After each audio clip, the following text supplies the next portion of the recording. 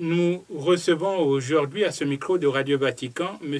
Masengo Mambongolo, qui est le principal animateur de l'association Malaki Makongo, une organisation un peu particulière dont il va d'abord nous parler au départ. Qu'est-ce que c'est que Malaki Makongo? Merci, merci Radio Vatican. Excusez-moi pour la voix. Malaki, nous avons, dans l'espace culturel Congo, nous avons 2 jours de fête. Nous avons Matanga, la racine c'est Tanga, le préfixe c'est Ma. On va pour Tanga quand vous perdez un être cher, vous pleurez toute la nuit, vous chantez aussi. Quand vous êtes nommé à un haut poste, vous chantez toute la nuit. Matanga, ça dure 2 jours à la limite. Mais quand vous avez un chef de la famille qui est mort, vous gardez le deuil donc pendant 5 ans. Et quand vous allez vous retrouver, vous choisissez une date. La date chez nous s'appelle Laki. Pour faire le Malaki. La date, donc là c'est une fête programmée. Laki, Lukengi Laki. Laki, donc c'est une fête qui ne vient plus comme une pluie par surprise, mais là c'est une fête organisée. On sait que les parents, les beaux-frères, les amis, chacun doit venir et à une date choisie pour festoyer. Et ça prenait 2 semaines, suivant le calendrier Congo, 2 semaines, qui veut dire 4 jours, parce que la semaine durait 4 jours. Donc, vous commencez, le Mpika, vous arrêtez, l'autre Mpika, vous avez donc 8 jours. Malaki Makongo est né comme festival en 91 et ce festival est devenu une association. Aujourd'hui, Malaki Makongo est présent en Afrique, dans les 2 Congos, au Bénin aussi. Nous sommes en Europe, en France et en Italie. Nous sommes dans les Amériques, en Guadeloupe, Haïti, Saint-Domingo, Venezuela, Cuba, Guyane, et nous sommes en train de mettre pied au Canada et aux États-Unis. Donc partout où, en gros, historiquement parlant, une diaspora noire, une diaspora Congo s'est diffusée dans le monde. Oui, là, nous faisons la promotion des racines de la culture africaine et la culture Congo en particulier. Et à côté de cela, nous soutenons des actions de développement responsables. Et donc là, je suppose que Malaki Makongo a été interpellé plus que toute autre organisation après le tremblement de terre et toutes les calamités qui se sont abattues sur l'archipel de Haïti. Mais il faut dire que nous travaillons avec Haïti depuis 2002. Nous étions là en décembre 2003 pour suivre les activités du bicentenaire de Haïti, parce que, s'il vous plaît, le professeur Philippe Lerebourg, le directeur du musée de l'art haïtien, qui est situé juste à côté du Champ de Mars, à côté du palais présidentiel de Haïti. Donc, M. Philippe Lerebourg nous a dit en 2002 que la population de Haïti est peuplée de 75% des ressortissants de l'Afrique centrale, et précisément de l'ère Congo. Et donc, quelque part, il s'agit aussi de suivre à la trace un tout petit peu ses parents perdus, une manière de dire, dispersés à travers le monde. Déjà en 1994, les Guadeloupéens, les Massembo qui sont venus au Congo nous ont dit, nous, on vous apporte une 20aine de chansons qu'ils chantent depuis 200, 300 ans. Ils ont oublié le sens, la signification des mots. Et nous sommes arrangés pour leur donner le sens des mots. Nous avons pu traduire 95% des mots. Et depuis, nous continuons. Quand j'arrive pour le bicentenaire de Haïti, parce qu'on a fait un beau documentaire sur le bicentenaire de Haïti, et là, un jeune homme me dit, Monsieur Masengo, vous venez d'Afrique? Oui, mais que veut dire Madame Matawa? Je dis, quoi, pardon? Vous venez d'Afrique, que veut dire Mata Matawa? Je dis, mais Mata? Non, écoutez, si vous dites Mata, Matawa, est-ce que vous entendez le grondement des fusils? Là, c'est clair. Alors, non, c'est pour dire qu'il y a beaucoup de mots congolais, africains qui sont perdus de l'autre côté, dont on ne connaît plus les significations, et il faut qu'on parte pour leur donner le sens des mots. C'est ce que nous faisons en Haïti, c'est ce que nous faisons en Guadeloupe, en Guyane. Et je crois savoir aussi que le mouvement de retour aussi s'effectue, qu'il y a une diaspora noire du Venezuela qui est aussi à la recherche de ses racines africaines. au Venezuela. Et là-bas, on travaille avec José Millet. José Millet, qui est le représentant de Malaki Makongo au Venezuela, qui est aussi le représentant de Tatandi Musundi, Aldo Durales, lui, il est basé à Santiago de Cuba. C'est des Musundi et il vous parle Musundi. Vous allez sur le site, vous tapez Calibro Musundi de Cuba, vous allez entendre le Kisundi de Cuba. Tout cela est beau, mais on peut compléter aussi cette beauté par le fait que l'objet de votre présence à Rome est aussi le devoir de mémoire de célébrer un autre grand originaire de cette ère ou Congo ou d'Afrique centrale enterré au Vatican. Antonio Manuela Nevunda Nsaku, c'est lui le premier ambassadeur noir au Vatican. Il a été envoyé ici en 1604. Il a fait plus ou moins 4 ans pour partir du royaume Congo et pour arriver au Vatican. Mais disons que c'est depuis 2003 que nous travaillons sur cet illustre personnage, Nevunda. Nevunda, dont les restes reposent donc dans la basilique de Sainte-Marie-Majeure. Voilà. Donc cette fois-ci, nous nous sommes dit qu'on doit se retrouver Muvumbula Lubanzilwa Nevunda. C'est un devoir de mémoire dans l'ère culturelle Congo, quand on voulait se souvenir d'un grand ancêtre. Donc on organisait une grande fête pour essayer de se remémorer la mémoire de cet homme-là. Mais Nevunda, je viens du Vatican. Nous avons été reçus au Vatican. Nevunda, il a été reçu en janvier 1608 avec beaucoup d'honneur par le pape en personne. Et il est parti de Mbanza, Congo. Ils ont transité par le Brésil pour revenir en Italie. Parce que le circuit triangulaire imposait que l'on parte de l'Europe, Afrique, Amérique, pour revenir en Europe. Donc il est arrivé en Italie par le port de Civitavecchia. Oui.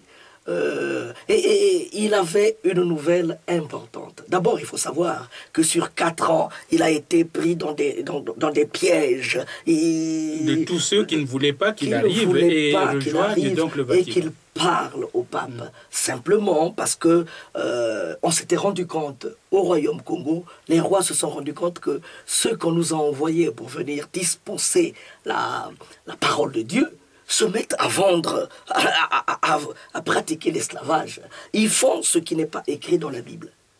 Donc, il y a 1500 ans, et il y a 500 ans, là où le roi s'est baptisé quand même. Il a dit, j'accepte ce que vous nous amenez. Malheureusement, ils se sont rendus compte que ce qui était écrit dans la Bible n'a pas été suivi à la lettre. Donc, ils ont envoyé des émissaires, mais le message n'arrivait pas. Alors, le roi, Alvaro, il a envoyé son neveu, Nevunda.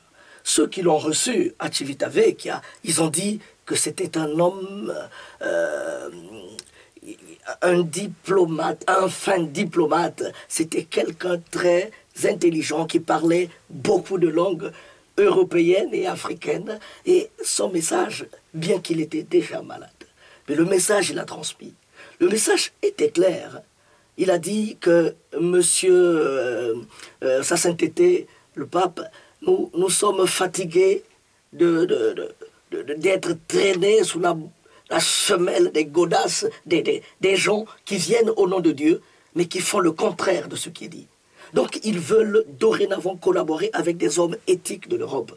Et il n'y a pas plus la personne éthique européenne qu'ils ont trouvée, c'était le Saint-Pape. Donc au lieu de dialoguer, de discuter avec le Portugal, ils veulent collaborer, ils veulent se mettre sous la protection du roi. Il avait pour mission de choisir des gens qui doivent aller au Congo. On n'avait pas besoin des voyous, on n'avait pas besoin des acheteurs d'hommes, on n'avait pas besoin des brigands, on avait besoin des hommes éthiques. Et je vous dis que quand je suis parti du Congo, il était dit que d'aller au-delà des montagnes, à la recherche, au-delà des montagnes, des forêts, des rivières, à la recherche des hommes éthiques qui doivent collaborer avec des hommes éthiques d'Afrique.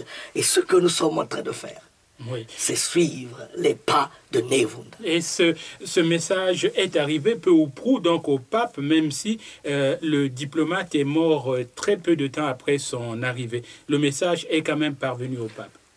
Quand ils se sont serrés la main avec le pape, ils se sont regardés dans les yeux. Vous savez, les initiés n'ont pas besoin de la langue et de la bouche pour transmettre leur message. Ils ont une manière de dire. Ils se sont regardés dans les yeux. Il a donné le message parce que Nevunda est venu avec beaucoup de matériel, beaucoup d'hommes. Malheureusement, sur les 22 qu'ils étaient, 4 seulement sont arrivés au Vatican. Les autres ont fini peut-être dans les champs de canne à sucre du Brésil ou d'ailleurs. Donc, ils sont arrivés 4. Il a au moins, toutes les richesses ont été pillées, ainsi de suite. Mais au moins, il avait transmis la lettre du roi Congo, avait été bel et bien transmis au pape. Et avec la situation générale, parce que finalement le système d'esclavagiste avait pris le dessus sur la logique chrétienne de ce temps-là. Finalement, sa mission, je pense, avait commencé et devait se terminer là, parce que le reste... le royaume Congo, vous savez ce qui s'est passé en le 29 octobre 1665 à Mbwila, avec le roi Vitakanga, Antonio Vitakanga, qui avait la tête coupée, et aujourd'hui cette tête repose à la cathédrale Notre-Dame de Nazareth de Luanda. Et en partant, il avait dit Congo Tadi, Kadibaswe, Ka. Dans ce sens que le Congo ne doit pas s'effriter comme une pierre, mais le Congo doit être des sortes de fibres qui se tendent et se détendent sans jamais rompre. Le Congo, c'est quoi? Le Congo, c'est l'ère culturelle Congo. Le Congo, c'est de la terre à nous léguer par nos ancêtres. Cette dimension culturelle doit rester et on doit en assurer la pérennité. Alors, nous allons terminer par un dernier aspect. Alors, donc, ici, la célébration de Nevunda. Comment est-ce que ça s'est fait? Qu'est-ce qui s'est fait? Avec qui? Et quels résultats aussi, d'ailleurs? Nous avons posé la première pierre. Nous avons posé la première pierre. Pour une fois, des Congos sont venus du Canada, de la France et du Congo, pour se retrouver et essayer de réfléchir sur l'action et l'œuvre de Nevunda. Et nous avons eu un représentant légal du Vatican, nous avons eu Monseigneur Kabongo. Monseigneur Kabongo, qui Émérite Kabongo, c'est ça, archevêque, oui. Émérite de Louébo, émérite donc en République démocratique du Congo. Oui, donc il était avec nous à la cathédrale Sainte-Marie-Major. Nous avons eu ce privilège d'avoir cette salle complètement illuminée parce que depuis 2004, je viens chaque année consulter Nevunda. Je n'avais pas cette lumière-là. Aujourd'hui, le roi nous a dit, voilà là où... Non, le Monseigneur Kabongo nous a dit, que je salue en passant, nous a dit, voilà là où repose Nevunda. Il est ici pour dire aux gens, nous devions regarder les choses, nous devions travailler avec éthique, nous devions suivre le message du roi, parce que la paix, il n'y a pas mieux que ça. Voilà, donc c'est sur ces mots que nous allons nous quitter, la paix. Pour ceux de nos auditeurs donc, qui nous reçoivent en langue italienne, qui vivent à Rome ou en Italie, ou voudraient aller rendre hommage à la mémoire de Nevunda dans la basilique Sainte-Marie-Majeure, eh bien, ils n'ont qu'à chercher ce qu'on appelle là-bas le portrait du negro ou nero, ou même du moro, parce qu'il y a les deux appellations, donc qui veut dire mort ou noir. Voilà. Donc, merci beaucoup, Monsieur Masengo Mambongolo. Cette passion, on pourrait poursuivre de l'écouter aussi longtemps que pourrait durer cette émission. Mais voilà. Merci beaucoup pour cet éclairage. Matondo, Matondo, Matondo, Nevunda, Matondo. 3 fois. Merci donc à Nevunda. Voilà. Au revoir.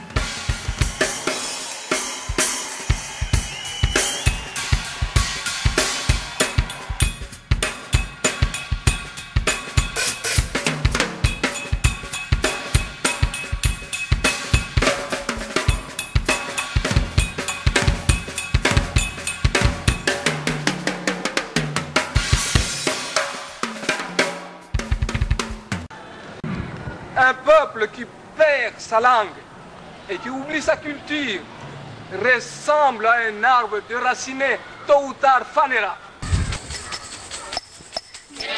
Ngere mundi na Congo, ngere